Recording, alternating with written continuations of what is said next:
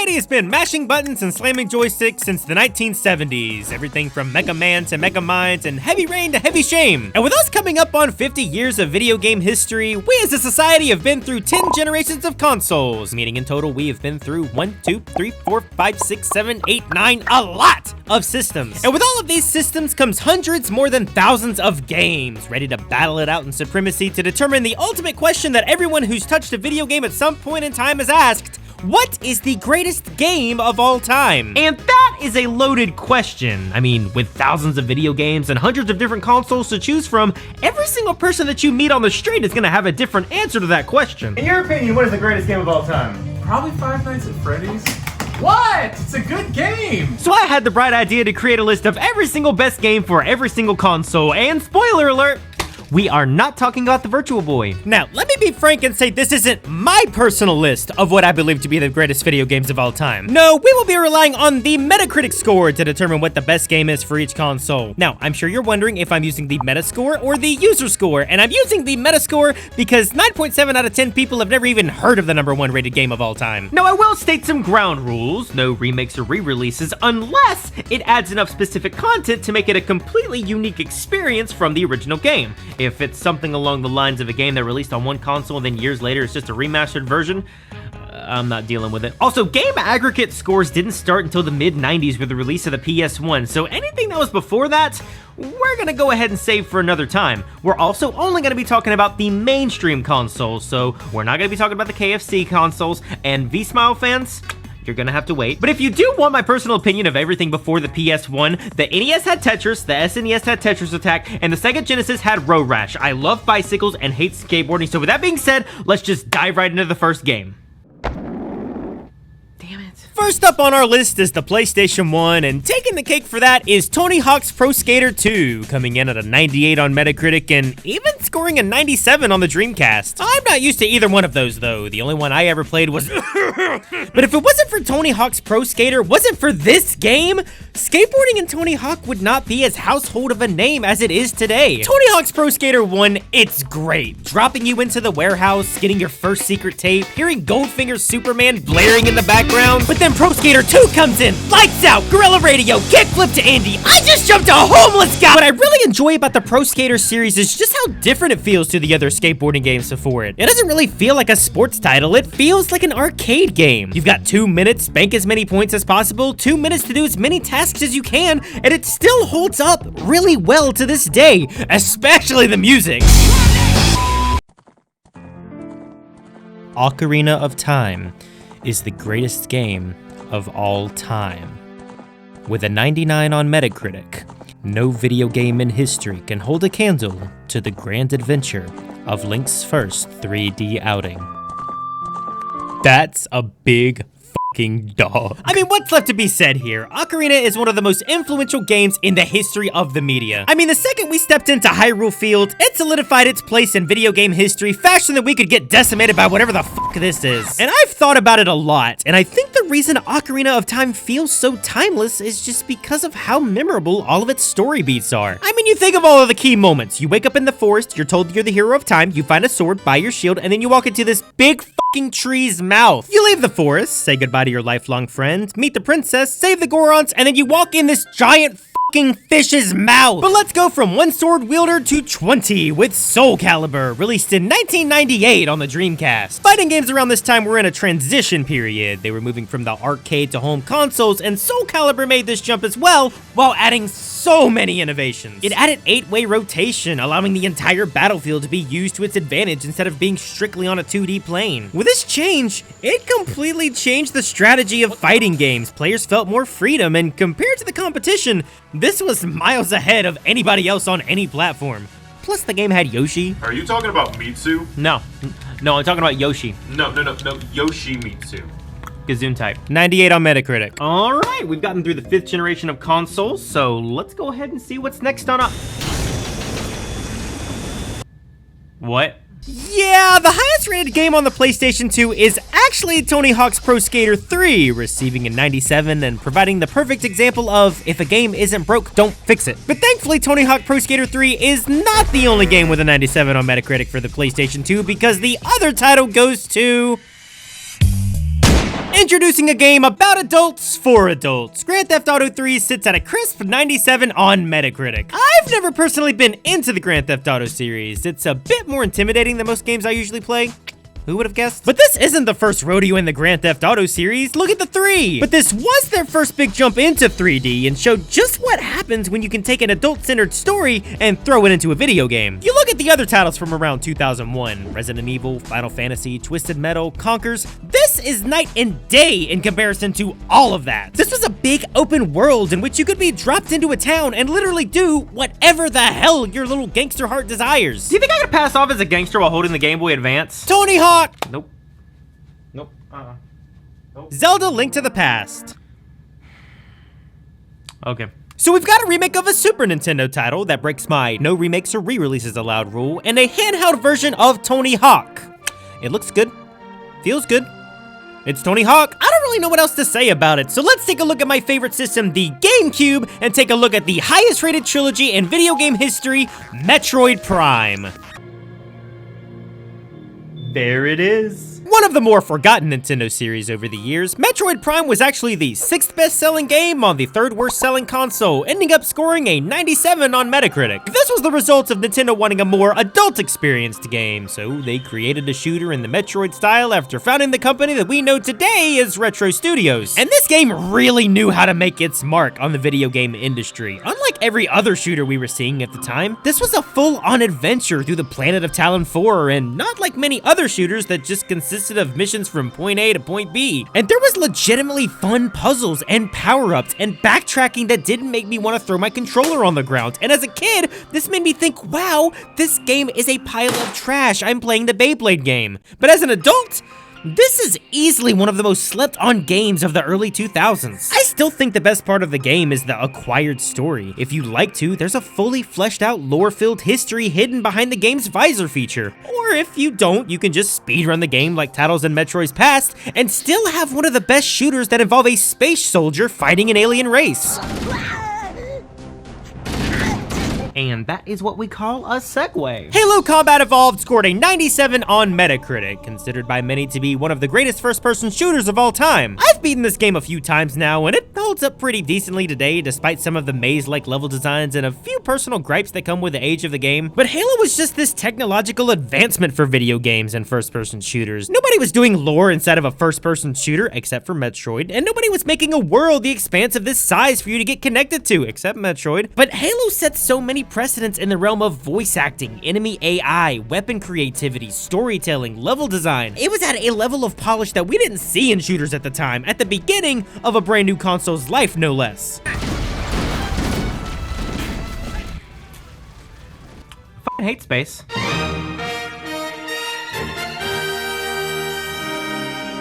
I fucking love space! Coming in at a not-so-shocking 97, not that much needs to be said about Super Mario Galaxy. It has a fantastic soundtrack, amazing mechanics, and controls that are as smooth as almost any other game in the Mario series. It's just good platforming fun. It's a game that builds the concept around a simple idea, that being the use of gravity and the Wiimote and nunchuck. Shake the Wiimote to jump, point it at the screen to gather star bits, but then every new level adds a new mechanic, a new environment. How a game was able to make over 40 different levels each feel unique and different from one another, it honestly baffles my mind. Also, the story behind the Lumas and Rosalina is honestly one of my favorites in gaming. It's simple, I think the bedtime story element of the plot is excellent and perfectly fits the aesthetic, and it just puts a neat little bow on top of a very polished game. And of course, we can't forget about Super Mario Galaxy 2, coming in at another crisp 97. It's more of the same thing, de-emphasizing the story and putting more of an emphasis on new gameplay ideas, including the return of Yoshi, as you can see represented by the box art. But it just goes to show that if you've got a good thing going and you've found the right formula, there is no end to how far you can stretch a game to make it the best experience possible.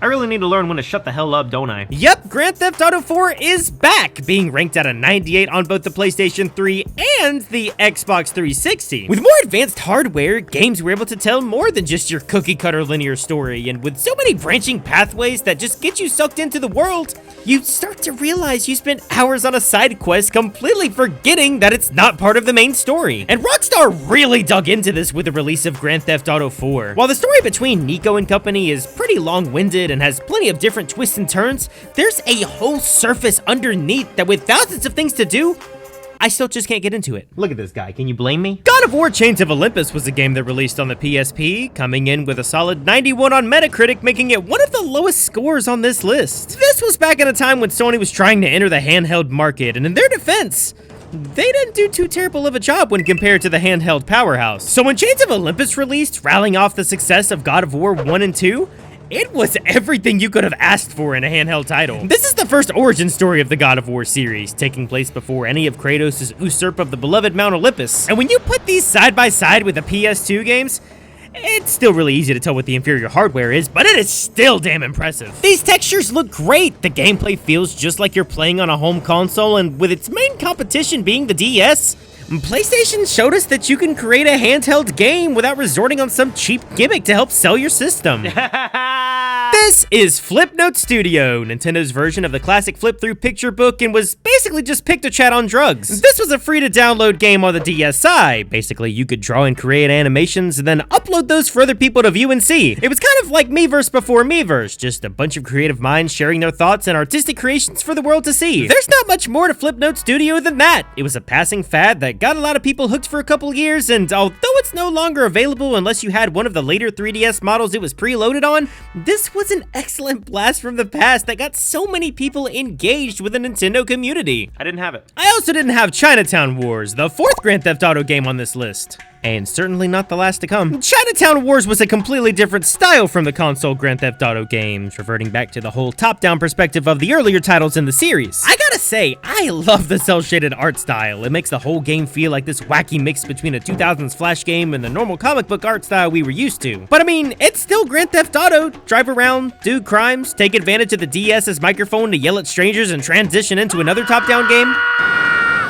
This is Fire Emblem Awakening, coming in at a crisp 92 on Metacritic and being one of the flagship titles for the Nintendo 3DS. Now let's not pretend that Fire Emblem is this awful, terrible stain on the video game industry. We'd get Mario Party 9 only a month later, but this is one of the most grounded games I have ever had the experience of playing, especially being that on a handheld title. Awakening was the last-ditch effort for Fire Emblem to make a mark outside of Japan. The series sales had been declining with each previous installment, and with Awakening being the potential last game in the series, this would serve as the ultimate Fire Emblem game, incorporating as many elements from previous Fire Emblem entries as possible. And when I say I got addicted, I got addicted. I'll be up for about 5 hours before I forgot to pick it back up. What? The top-down rock, paper, scissors strategy elements were fairly solid for your typical RPG, but the story revolving around Chrom and Lucina's family line and the characters surrounding them, there's honestly no words that can accurately describe how good this game really is. Waifu chess. Persona 4 Golden, not Persona 5, thank you for asking, sits at a solid 93 on Metacritic, shooting the now highly popular Persona series into the mainstream. It's such a fresh take on the RPG genre. You play as unnamed ladies' man protagonist as you move to a small town, get a part-time job, study for tests in school, and help babysit your newfound sister. Of course, there's also the murders. And I know what you're thinking. Doesn't this break the whole remakes and re-releases rule you came up with before? And while I do agree with that rule still, I personally believe that Persona 4 Golden adds so many quality of life improvements, enhanced story beats, gameplay mechanics, that I just couldn't not compare it to Persona 4. Double negatives are weird. Although I do personally have some problems with some of the story beats and really despise the color yellow, probably due to my former addiction of staring at the sun for too long, having a 60+ hour story on a handheld device for $40, one that's filled with a great cast of characters, excellent gameplay, and one of the slickest UIs that's not this. I forgot where I was going with this. Now we are on to the PlayStation 4 and the Xbox One, and coming in at a nice 97 is... Here we have Red Dead Redemption 2, coming in at a much nicer 97 on Metacritic and making it the first and last game to feature a vulgar cowboy in a Wild West wasteland. This game decided to come out in 2018 and win every single accolade imaginable, quickly becoming not just the highest earning video game opening weekend of all time, but the biggest in all of entertainment. I got that off Google. The scale of this game is genuinely unimaginable. To be able to replicate the Wild West to this scale and make it genuinely entertaining, anytime I see footage of this game, I'm just like, damn, it is getting really impressive what these developers are capable of. However, I could never personally get into the Red Dead Redemption series. It's just so expansive and has such a slow start to me that it didn't quite pique my interest other than all the technical showcases and clips going around the internet. But just take one look at the game. If this isn't one of the most beautiful open worlds you've seen inside of a video game, are you even playing the right type of games? 97 on Metacritic, let's move on. When The Legend of Zelda Breath of the Wild came out, I took an entire week off of work to engross myself in this game and got all 120 shrines in 1 week. It is a much healthier addiction. But funnily enough, Breath of the Wild is the highest rated game for not just the Nintendo Switch, but also the Wii U. Yeah, I remember that console existed. Breath of the Wild is one of those games where you either love it or you don't. Some people hate the open world, some people hate the weapons breaking system, the change in the temples, the stamina meter, the lack of linearity, but these people are all stupid because this game is a masterpiece. It's no surprise that every single game has been trying to copy this formula ever since it's released. Open world games before this were getting criticisms with being these big open worlds with nothing to really do except travel from point A to point B. But every corner of Breath of the Wild has something to discover, some very, very big, others being... But Nintendo showed that when you make an explorable open world, it's important to fill it with meaningful things to do, to hook and entertain the player while they are exploring it. And the best part is...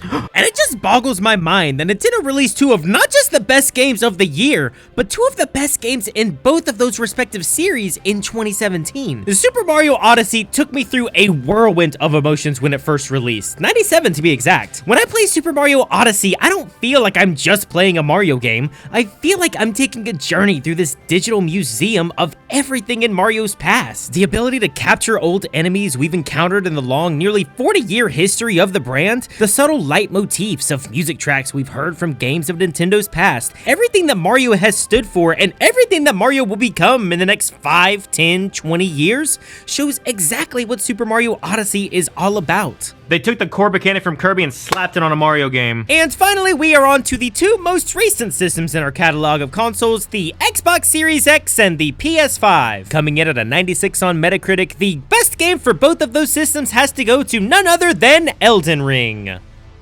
Because Grand Theft Auto 6 hasn't come out yet. Now, I've been on record stating that I haven't actually played Elden Ring, and that's because I'm gonna fall in love with it, I'm gonna get addicted, and then I'm gonna end up dropping off the face of the earth for 3 months if I start playing it. So with that being said, I'm gonna mark Elden Ring down as really, really, really, really good, but I probably won't ever find time to play it. And that's it! That's a list of the greatest games of all time as listed by their Metacritic score. Although I do have my personal opinions of what is the greatest game of all time for each console, it cannot be overstated how good and quality some of these games are that can still be relived some 10, 15, 20 years later. While Metacritic is not the end-all be-all for game review scores, it is a great outline for showing the accolades of what a system was capable of during the time of its conception and release. I will say, I am a bit surprised not being able to see a couple key titles up there. No mention of Metal Gear Solid, even though it has consistently some of the greatest reviews of any series in history. Same goes for other games that were considered masterclasses at the time. The Last of Us, BioShock, Uncharted, Resident Evil, Persona. But although I don't agree with every single game on here,